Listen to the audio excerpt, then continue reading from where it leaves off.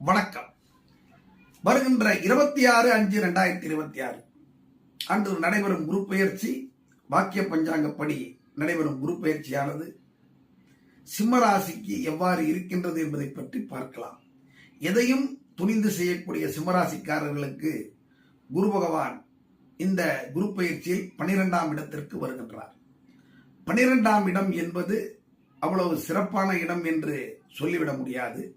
இருந்தாலும் அவருடைய சுப பார்வையானது 4, 6, 8 ஆகிய இடங்களில் எல்லாம் படுகின்றது. 4ஆம் இடத்து பார்வை நோய், வீடு, வாகனம் இவற்றில் உள்ள பிரச்சனை எல்லாம் தீரும். உடம்பு ஏதாவது தொந்தரவுகள்லாம் இருந்தா அதெல்லாம் தீரும். வீட்டில் ஏதாவது ரொம்ப நாளா கட்டி முடிக்க முடியாம பிரச்சனை இருந்தா வீடு கட்டி முடிக்கக்கூடிய ஒரு பாக்கியமானது கண்டிப்பாக உண்டாகும். 6ஆம் இடத்து பார்வை எதிர்ப்பெல்லாம் விலக்கி விடுவார். எதிர்ப்புகள் அகன்று நீங்கள் செய்யக்கூடிய செயல்கள் தடங்கள் இல்லாமல் முன்னேற்றமானது உண்டாகும்.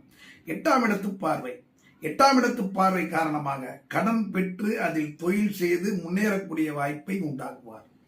12ஆம் இடத்தில் குரு பகவான் வருவதால் உங்களுடைய விரயங்களை சுப விரயங்களாக மாற்றிக்கொள்ளுங்கள்.